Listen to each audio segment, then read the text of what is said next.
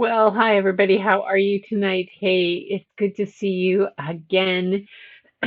So, we're in for a recorded show tonight, but thank you for joining me for this premiere. If I'm able to join you, I will, but you know where I am. I'm in Botswana right now, and so good chances are I know I'm at least 9 hours ahead most of you. So, or behind. Ahead. 9 hours. Yes, 9 hours ahead. So I I just don't think that we're going to match up, but I still wanted you to have stories so that you could be enjoy story and art while I'm gone. I just couldn't imagine not having stories for several days. So anyway, I have tonight just some fun things. Have you saw the intro? It said bird brain, and I just there's a book out there that's one of the newer ones that was on the Washington Children's Choice Picture Book Award, and the couple combination that has written the book. Um, I've read books from them before. I think I read their llama books, and you may remember them. Um, Jonathan Stelzman and Heather Fox. They're a married couple. And let's see. Oh, that's the wrong one. Here we go. Jonathan Stutzman um, has written Llama Destroys the World and Llama Unleashes the Apocalypse. Llama Rocks the Cradle of Chaos and several others. Santa Baby, he's done something. Soon Your Hands, Bear is a Bear. The Mouse Who Carried a House on His Back is a new release. But Don't Feed the Coos is one that I have not read to you yet, and is been on the Washington Children's Choice Picture Book Award nominations and is pretty hilarious. He is this is Jonathan, an author of children's books and reader of books of all kinds. Let's see, what does this say about him? He's a best-selling award-winning author of books for kids. His books have been translated into over a dozen languages all over the world, and he lives in a small town in Pennsylvania with his wife and their French bulldog Hugo. Okay, so that's that. And then Heather, his wife, um, is an illustrator for stories for children. She likes to explore the use of color and shapes to create bright and whimsical doodles. That's pretty cool. And when she isn't creating, you can probably find her enjoying a cup of coffee, walking around town, or chasing down a dog. Her dog, Sir Hugo, who has stolen one of her socks. She lives in Lititz, Pennsylvania, with her husband and author Jonathan Stutzman. And you can see some butts are everywhere. That's a good one. Um, some of her books. Let's go to the home page. I just love her illustration style. It's just really whimsical and fun and simple, and but it makes such a statement. So I think you're gonna like this book. It is called um, "Don't Feed the Coos." Yes, the coos. I believe that's meant to be the pigeons because they always go coo coo. Yes, don't feed the coos. I love the way Heather did this really simple little bird.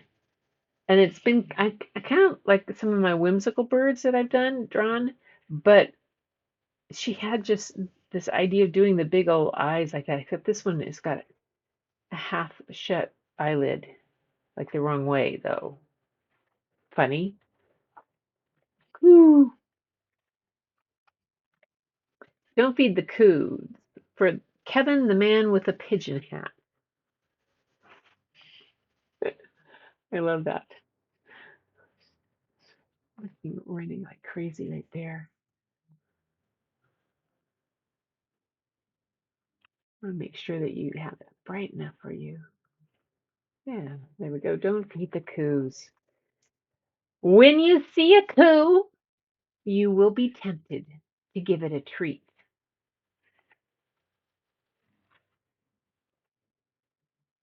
Coos are adorable, peaceful, kind of silly. But don't feed the coo. If you feed one,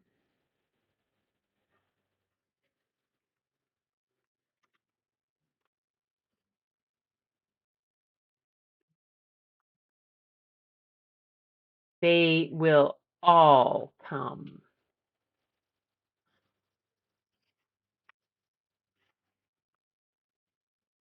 You will try to escape. They will follow you through park, down the street, all the way home. Your mother will not be pleased.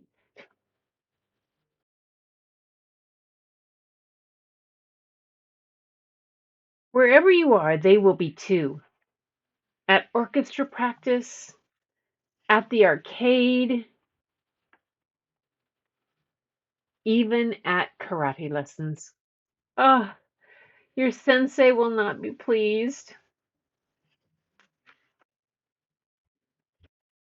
And to thank you for feeding them, the coos will leave poos.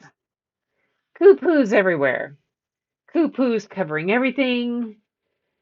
You will lose your socks to the coo poos, your backpack, your bed, your mind. All because you fed the coos. You will do anything to make them leave. Nothing will work.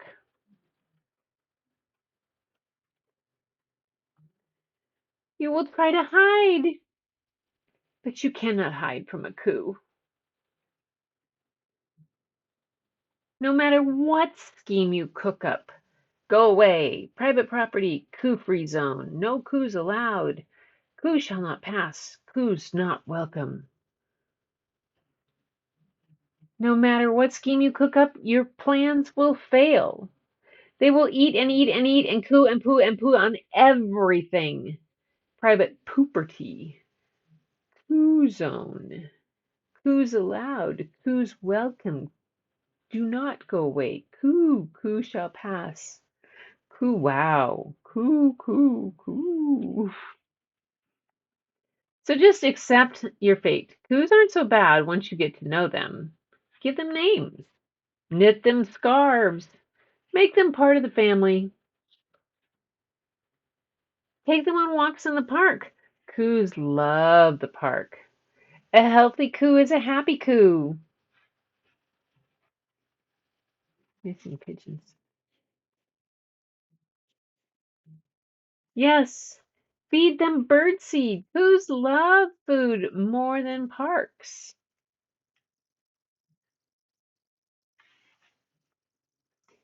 You're getting the hang of this, kid. Embrace your coos. And because they will be your coos till the very end. There is absolutely, positively no way to get rid of them.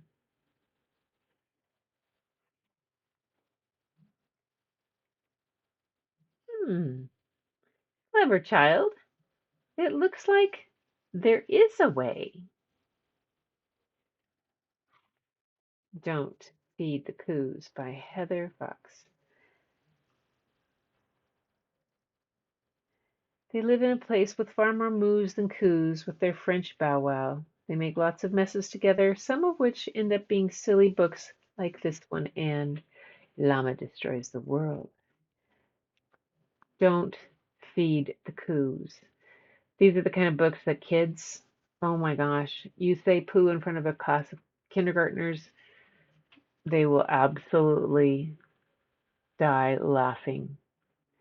It's almost impossible to get them back on track once poo has been introduced into the conversation, especially when it's in a book, and especially if that book is in their library. Oh my gosh, and that they could check it out. Oh my goodness. Don't Feed the Coos. Great simple illustrations. Great fun. Great expressions on the little girl. It's just, I like the fact that the background, the white, and just simple illustrations. It's great. It's a great fun book. And I have another one for you. So this second book is also a little bit of a bird brain book, but it's actually based on a true story or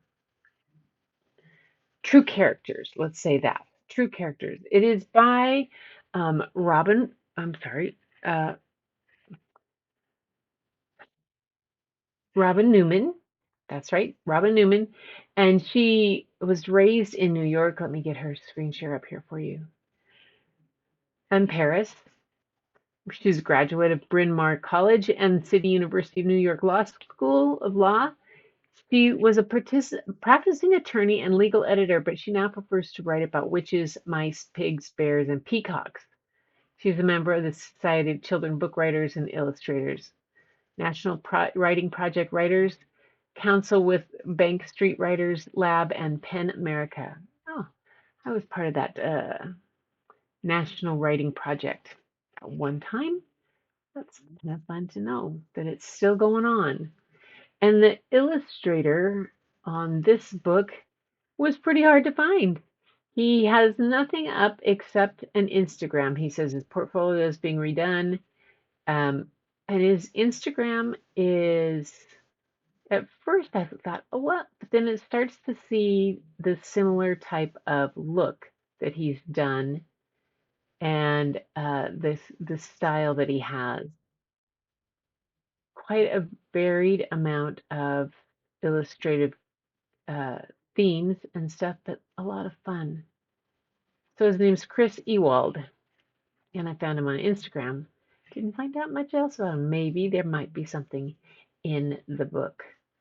And the book is right here. Yes. And it's called No Peacocks. No peacocks. I wonder why. No Peacocks, written by Robin Newman, illustrated by Chris Ewald. A feathered tale of three mischievous foodies.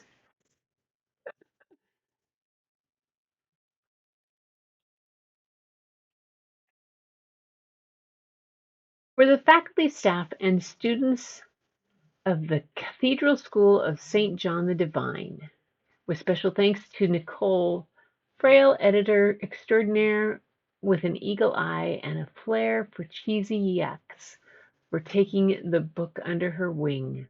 That's good. In the heart of New York City, on the Upper West Side of Manhattan, is the Cathedral Church of St. John the Divine. And on the cathedral's grounds there is a school and three unusual feathered residents, Phil, Jim, and Harry Peacocks. Every day, the Peacock's caretaker feeds them sunflower seeds. Sunflower seeds for breakfast, sunflower seeds for lunch, more for dinner.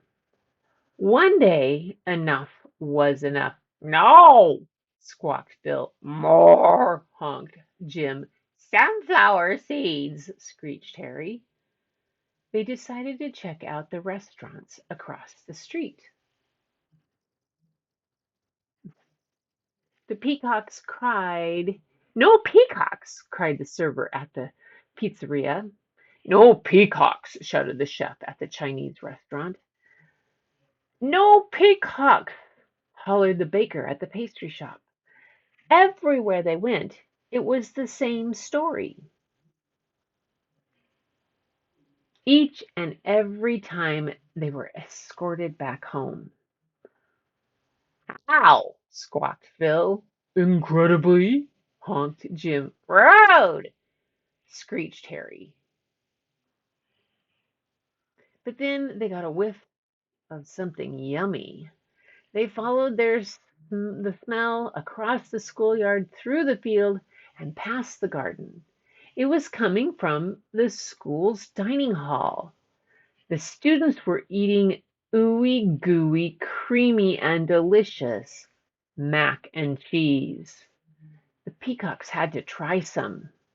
Now, peacocks are not allowed in the school, but this minor inconvenience wasn't going to stop Phil, Jim, and Harry. Every day they lined up with the students.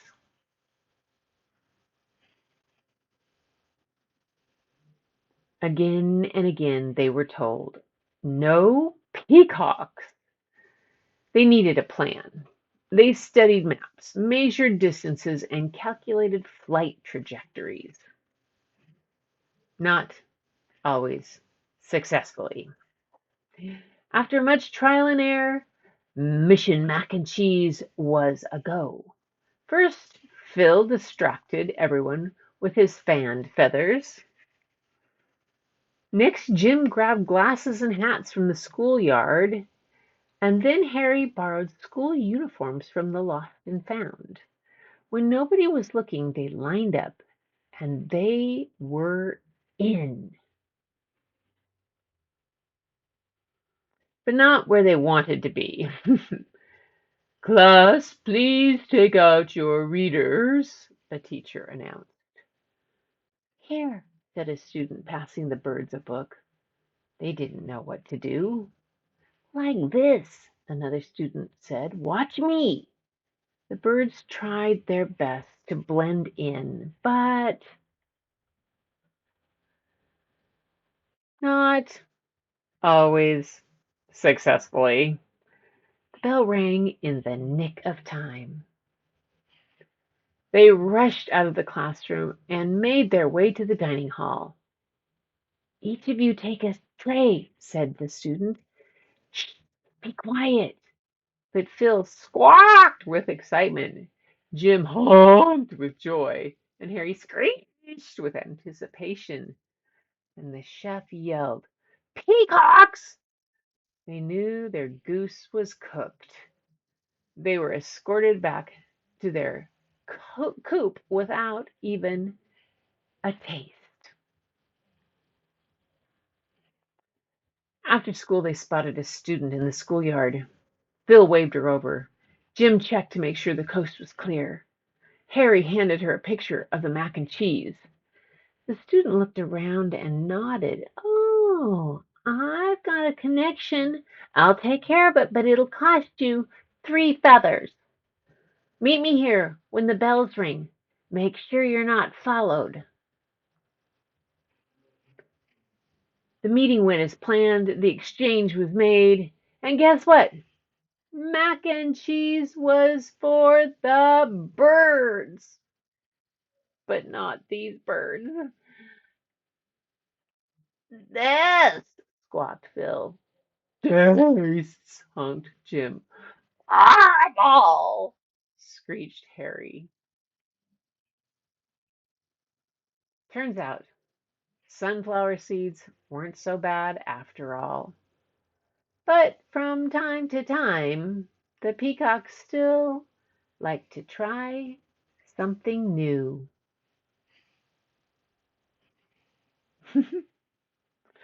And here is the story about them. On 12th Street and Amsterdam Avenue, you will find 3 beautifully plumaged neighborhood celebrities residing on the 11.3-acre grounds of the Cathedral Church of St. John the Divine. Phil is a leucistic white peafowl, and Jim and Harry are your traditional blue and green peacocks. Jim and Harry arrived at the cathedral in 2002, and Phil was a later addition. Jim is named for the dean of the cathedral, a Very Reverend Dr. James A. Kowalski, Harry for a former dean and the Very Reverend Harry H. Pritchard, Jr., and Phil for Philip Foote, the former head of the cathedral school. The peacocks roamed the grounds freely when they were younger. They frequently wandered off grounds. I've heard they've been caught near the Hungarian pastry shop across the street and have even ventured down to Broadway and Morningside, dining out, or Morningside Drive, On one occasion, Phil disappeared for 4 days and was found on 108th Street and Broadway. But everyone in the neighborhood knows the birds, and if they roam on to off the grounds, the cathedral gets a call to come pick them up. They are not allowed to eat mac and cheese. The children love the peacocks. When my son attended this school every morning, I would hear shouts of "Peacock!" when one was spotted. And you never knew when or where you were going to see one. Two or even all three of them. You could often find one on the school's porch at pickup or on top of the playground's jungle gym. From the first moment I saw the dynamic feathered trio, I knew that I wanted to write a story about them, but it wasn't until I was attending a meeting at the school and someone announced, "Did anyone leave a stroller on the porch with a sandwich? Because one of the peacocks just ate it." And I knew what kind of story I wanted to write. Speaking of food, the school's mac and cheese is one of the best in the world. It says where you can follow Phil at Cathedral Phil on Twitter or check him out on YouTube. He has his own channel, Cathedral Phil. Huh. He has a YouTube channel. This we have to see. Hang on. Cathedral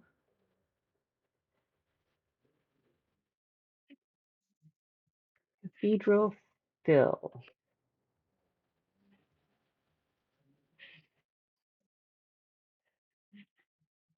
Oh my goodness. You guys? He has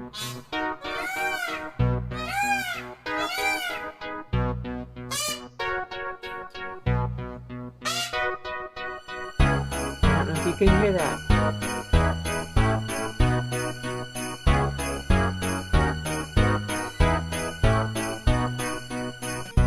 Ding dong, ding dong, ding dong, ding. So it's been a while since he's posted.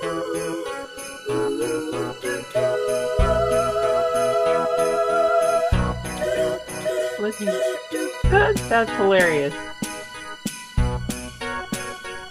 So it's been a long time since anybody's posted anything about him. That's pretty cool. Amazing, huh? Absolutely amazing. Let's see, there I am. So everybody, that's the stories for tonight. Peacocks. I love that peacock one.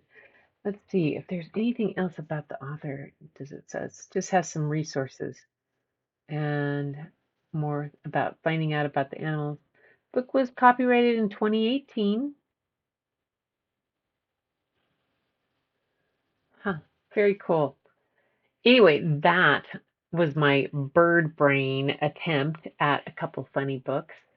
Um, with one, No Peacocks, A Feathered Tale of Three Mischievous Foodies by Robin Newman, illustrated by Chris Ewald. And of course, Don't Feed the Coos by the husband-wife team of Jonathan Stutzman and Heather Fox. Crazy. Pigeon books are fun. If you haven't ever heard the Mo Willems books or read them about Don't Let the Pigeon Drive the Bus, Don't Let the Pigeon Stay Up Late, Don't Feed the Pigeon a Cookie or so. Oh, it's just pigeons make great. Oh, hiccup. Pigeons make really good subjects for kids' books. And they're fun to illustrate too. They're fun to do whimsical things on. All right, you guys, that's it for story and art tonight. Thank you so much for joining me, for inviting me into your home, and for coming into my studio and letting me read to you. It's always such a joy. And I hope you enjoyed tonight and had a fun chat. I'm, like I said, many hours ahead of you, and I doubt if I am going to be having access where I am. I do know that we get up quite early in the morning, sometimes about 3 or 4 in the morning, to head out to get into the bush blinds that we're going to be at or to go look for different things before it gets too hot in the day, so that we can actually see the animals as they're waking up. Anyway, I had a great time tonight reading this to you. So I hope you enjoyed it. And until next time, you keep looking for the beauty hidden in plain sight. It's all around you. Trust me. It's in some of the most unusual places. Just take a look. But go look in the mirror first and say, "Hi, beautiful." See you next time. All we need is a place to be and a few good friends for some company. If you'd like to stay, you don't have to leave. We'll leave the lights on and the door unlocked. If you drop on by, you don't have to knock. We're happy to share whatever we've got.